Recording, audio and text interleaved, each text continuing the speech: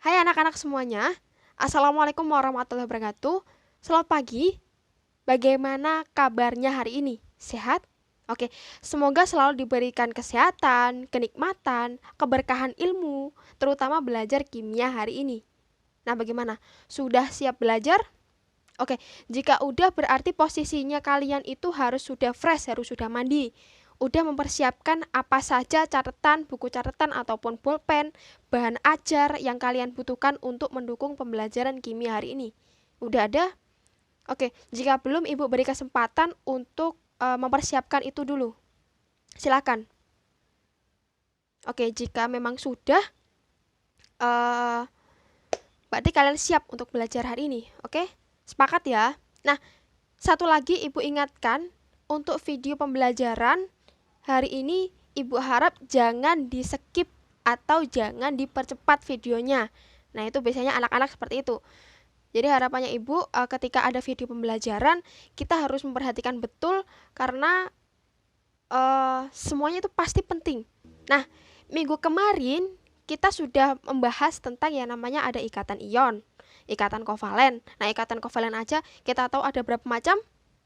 Oke, benar ada 3 macam. Jadi ada ikatan kovalen tunggal, ikatan kovalen rangkap 2, ikatan kovalen rangkap 3. Sebenarnya ada satu lagi yang namanya ikatan kovalen koordinasi. Nah, kemarin kalau kalian ingat ada soalnya Ibu tentang ozon. Nah, itu kan masuknya adalah ikatan kovalen koordinasi seperti itu. Nah, selanjutnya pada pagi hari ini kita membahas tentang apa sih? Ada yang tahu? Tentang ikatan kovalen polar dan nonpolar. Oke, Ibu mulai seperti ini. Kita tahu bahwa molekul diatomik, artinya molekul diatomik itu adalah molekul yang terdiri dari dua unsur yang sama. Ibu contohkan misalnya adalah O2, H2, dan N2. Nah, kedua atom ini mereka saling tarik-menarik dengan ikatan yang sama besar keduanya. Nah, hal ini disebabkan karena apa? Karena mereka memiliki keelektronegatifan yang sama besar setiap atomnya. Nah, masih ingatkah kalian tentang keelektronegatifan? Jadi keelektronegatifan itu adalah kecenderungan unsur untuk menarik elektron ke pihaknya. Artinya adalah di situ akan terjadi tarik-menarik antara atom satu dengan atom yang lain. Nah, pertanyaannya, apa yang terjadi jika kedua atom memiliki keelektronegatifan yang berbeda dan saling berikatan? Nah, apa yang terjadi kira-kira? Ada yang tahu? Oke, jika belum, Ibu contohkan misal adalah senyawa HCl atau asam klorida, di mana keelektronegatifan Cl itu adalah 3 nilainya, sedangkan keelektronegatifan hidrogen itu adalah 2,1. Oke. Nah, data keelektronegatifan ini dapat anak-anak lihat di slide-nya Ibu. Oke, sudah lihat? Nah, sip. Oke. Oleh karena Cl itu dia memiliki keelektronegatifan yang besar, maka Cl memiliki kemampuan daya tarik terhadap pasangan elektron ikat yang lebih kuat. Artinya adalah di sini pasangan elektron ikat antara Cl dengan H itu arahnya adalah akan lebih dekat ke Cl. Seperti itu karena tadi syaratnya adalah keelektronegatifannya dia lebih besar daripada H yang Cl-nya itu. Nah, bisa dilihat pada gambar ini di atas anak-anak akan terjadi yang namanya pengkutupan antar muatan. Nah, karena Cl itu dia memiliki kelebihan muatan negatif dan di sini kita tahu kalau misalnya kelebihan muatan negatif berarti nanti adalah membentuk kutub negatif atau kita simbolkan dengan yang namanya delta min. Delta min. Oke. Seperti ini. Adapun hidrogen karena dia itu kekurangan elektron, otomatis dia nanti akan membentuk yang namanya kutub positif atau nanti disimbolkan dengan delta positif seperti itu. Oke, jika dalam ikatan kovalen itu dia terjadi pengkutupan muatan, maka disebut dengan ikatan kovalen polar, ya. Nah, molekul yang terbentuk itu namanya adalah molekul polar. Contohnya tadi udah HCl. Nah, sebaliknya, jika dalam ikatan kovalen dia tidak terjadi apa tadi? pengkutupan muatan, maka namanya adalah ikatan kovalen nonpolar. Nah, contohnya adalah senyawa-senyawa diatomik seperti O2, terus ada lagi H2 atau N2 seperti itu, ya. Nah, timbul pertanyaan baru. Bagaimana cara kita menentukan bahwa suatu molekul itu dia tergolong dalam senyawa polar atau nonpolar? Nah, ukuran kepolaran yang terbentuk dapat kita ketahui dari selisih keelektronegatifan yang terbentuk antar atom yang saling berikatan. Oke? Nah, gini, jika selisih keelektronegatifan atom-atom yang saling berikatan itu adalah nilainya 0 atau sangat kecil, berarti dia termasuk senyawa nonpolar. Ya, ingat-ingat. Nah, jika selisih keelektronegatifan yang terbentuk antar atom itu dia nilainya besar, berarti dia termasuk senyawa polar. Oke? Ibu berikan contoh, bisa dilihat di slide di atas. Diketahui data keelektronegatifan setiap atom. Karbon C itu nilainya adalah 2,5, N keelektronegatifannya 3,0, H 2,1, O 3,5, Cl 3,0. Nah, pertanyaannya, manakah di antara senyawa berikut yang memiliki kepolaran tertinggi? Di sini apakah A, CO, B, NO, C, HCl, atau D, H2? Atau D, H2? Yang mana kira-kira? Oke, di situ kita bisa melihat langkahnya adalah kita mencari yang namanya selisih keelektronegatifan setiap ikatan. Misal A di situ kan CO. Pada molekul CO selisih keelektronegatifannya berarti kalian mencari dulu keelektronegatifan C dengan O. Di situ 3,5 dikurangi 2,5 berarti nilai kepolarannya adalah 1 seperti itu. Lalu ketika B yang NO itu selisih keelektronegatifannya adalah 3,5 dikurangi 3,0. Jadi kita bicaranya adalah selisih ya. Jadi bukan nanti hasilnya kok gak negatif Bu, kok gak gini, enggak. Kita nyarinya adalah selisih gitu. Lalu yang HCl selisih keelektronegatifannya itu 3,0 dikurangi 2,1, hasilnya adalah 0,9. Lalu yang terakhir, nah ini ketika dia itu senyawanya adalah diatomik, berarti ikatan antar kedua atomnya kan sama, otomatis selisih keelektronegatifannya nilainya kan juga sama toh. Semisal kita kurangkan berarti nilainya adalah 0 karena di situ 2,1 dikurangi 2,1 berarti kan 0. Coba kita urutkan dari sini.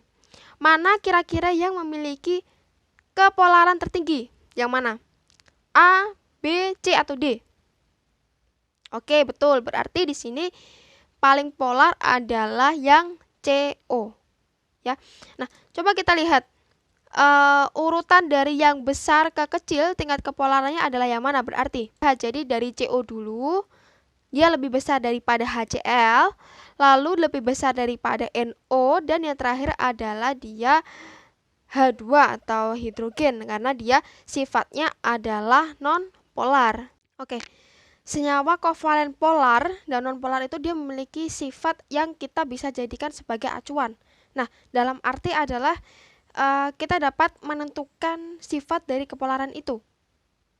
Nah, coba perhatikan senyawa yang ada di slide PPT Ibu, oke? Nah, di situ ada CH4, senyawa CH4 dia merupakan contoh dari senyawa nonpolar. Sedangkan H2O merupakan contoh dari senyawa kovalen polar. Oke? Nah, dari kedua gambar itu kita bisa melihat bahwa senyawa kovalen polar itu dia memiliki apa? Bentuknya. Bentuknya adalah simetris. Nah, karena simetris berarti dia masuknya adalah senyawa kovalen nonpolar. Seperti itu.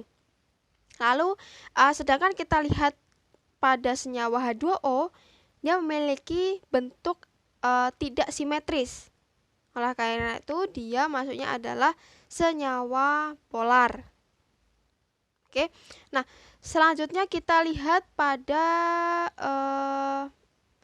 atom pusat dari CH4. Oke, CH4 kita lihat atom pusatnya mana? Atom pusat itu adalah atom yang jomblo. Nah, di situ adalah C ya. C. Sedangkan yang di H2O berarti di situ siapa yang jadi atom pusatnya? O kan? Nah, sip. Atom pusat CH4 itu dia tidak memiliki pasangan elektron bebas. Kita lihat di yang kovalen polar. Nah, dia cenderung memiliki yang namanya PeB. Oleh karena itu, nah ini bisa dijadikan sebagai acuan anak-anak. Oke, berikut merupakan contoh dari senyawa kovalen nonpolar. Nah, di situ Ibu contohkan adalah molekul O2, N2 dan H2. Nah, kita tahu bahwa jika unsurnya adalah diatomik, berarti dia memiliki nilai keelektronegatifan berapa? Sama kan? Nah, berarti selisih keelektronegatifannya berapa? 0. Nah, senyawa kovalen nonpolar. Nah, itu kuncinya itu aja. Kalau dia diatomik, berarti otomatis kita langsung nyantol dia itu kovalen nonpolar. Nah, selanjutnya Ibu kasih contoh. Di situ ada senyawa karbon dioksida dan CH4, CO2 dan CH4. Nah, di situ mereka terdiri dari unsur yang berbeda, ya bukan diatomik lagi, tapi di sini kita lihatnya adalah dari bentuknya. Bentuknya CO2 dan CH4 itu dia simetris seperti itu. Apakah dia memiliki PeB? Tentu tidak. Gimana, paham? Gampang kan? Oke, lalu contoh selanjutnya adalah senyawa kovalen polar. Oke, di situ contohnya adalah ada HCl, HF, H2O dan NH3. Oke, satu-satu dulu. HCl. HCl itu dia memiliki nilai keelektronegatifan selisihnya berapa? Nilainya kecil atau besar? Oke, tadi udah dibahas ya, berarti kan nilainya besar. H dengan Cl lebih cenderung Cl-nya itu dia memiliki daya tarik yang lebih besar, otomatis mereka terdapat yang namanya delta positif dan delta negatif. Nah, itu maksudnya adalah senyawa kovalen polar gitu, karena intinya di situ adalah nilai keelektronegatifan selisihnya itu besar, berarti kepolarannya juga besar. Terus lalu HF. HF H dengan F. Jika kalian tidak bisa mengetahui nilainya atau harus membuka SPU dulu untuk mencari nilai keelektronegatifannya. Nah, Ibu memiliki cara yang gampang. Gini, masih ingatkah kalian kalau dalam satu periode dari kiri ke kanan, nilai keelektronegatifan akan semakin besar. Nah, dari golongan 1 ke golongan 7A, itu berarti keelektronegatifannya dia akan semakin besar dari kiri ke kanan dalam satu periode seperti itu ya. Nah, lihat H dengan F. H berarti nanti dia akan ketarik ke arah F seperti itu ya, makanya selisihnya akan besar otomatis. Terus lalu yang contoh selanjutnya adalah H2O. Nah, kita tahu di situ memiliki yang namanya PeB atau pasangan elektron bebas ya, dilihat. Lalu sama juga seperti NH3. Nah, NH3 juga memiliki sepasang elektron bebas. Nah, dari bentuknya antara H2O dengan NH3 kan tidak simetris tuh. Berarti ikutnya adalah kovalen polar. Jadi, di sini harapannya adalah kalian bisa membedakan antara senyawa kovalen polar dan nonpolar seperti itu ya. Berikut merupakan contoh dari kepolaran senyawa kovalen. Nah, ini bentuknya praktikum, tapi virtual praktikum. Nah, di sini ditunjukkan ada alatnya adalah medianya itu adalah ada burette dan penggaris bermuatan. Nah, ini bisa diganti dengan mika. Yang pertama Ibu mau coba aseton dulu. Oke. Apakah nanti terjadi yang namanya gaya tarik menarik? Bisa dilihat ya terjadi tarik menarik. Nah, artinya apa? Jika ada tarik menarik atau daya hantar listrik, itu adalah termasuk senyawa polar. Seperti itu. Jadi, aseton itu merupakan salah satu contoh dari senyawa polar. Oke, Ibu ulangi lagi. Misal Ibu pilih yang lain. Senyawanya adalah misal, oke, Ibu pilih kloroform. Coba kita dekatkan dengan penggaris bermuatan. Ini adalah untuk mencocokkan atau membuktikan apakah dia itu memiliki sifat polar atau non-polar. Nah, kita tahu tidak terjadi daya tarik menarik antara penggaris bermuatan dengan larutan, berarti kloroform itu termasuk dalam senyawa non-polar kan. Oke, di sini Ibu akan tunjukkan. Ini Ibu mau nguji tentang kelarutan dengan air. Nah, kita tahu bahwa air atau H2O itu dia sifatnya adalah senyawa polar. Oleh karena itu, dia akan larut dengan senyawa polar juga. Jadi tabung uji dengan ditetesi dengan urea. Ayo coba kita lihat. Urea, misal kita kita teteskan atau kita beri 5 kali itu ya urea ya. 1, 2, 3, 4, 5. Nah, ini coba kita aduk atau kita kocok gimana? Nah, apakah mereka larut? Oke. Mereka larut lah ya, karena kan kalau kita lihat larut kan berarti tercampur semua kan, semua partikel juga jadi satu gitu. Berarti urea tuh termasuk senyawa apa? Polar gitu. Oke, ya begitu saja pembelajaran kimia hari ini. Oke, sebelum Ibu tutup, tolong ada yang berani menyimpulkan pembelajaran kimia hari ini tentang perbedaan antara senyawa kovalen yang polar dengan senyawa kovalen non polar. Jadi kalian memiliki bayangan apa tidak? Coba hasil kesimpulannya bisa diketikkan di WA group seperti itu. Ya, siapa cepat berarti dia dapat nanti mendapatkan poin tambahan dari Ibu, oke? Oke, sekian. Mungkin jika ada pertanyaan juga nanti bisa ditanyakan lewat PC atau lewat WA group, silakan monggo.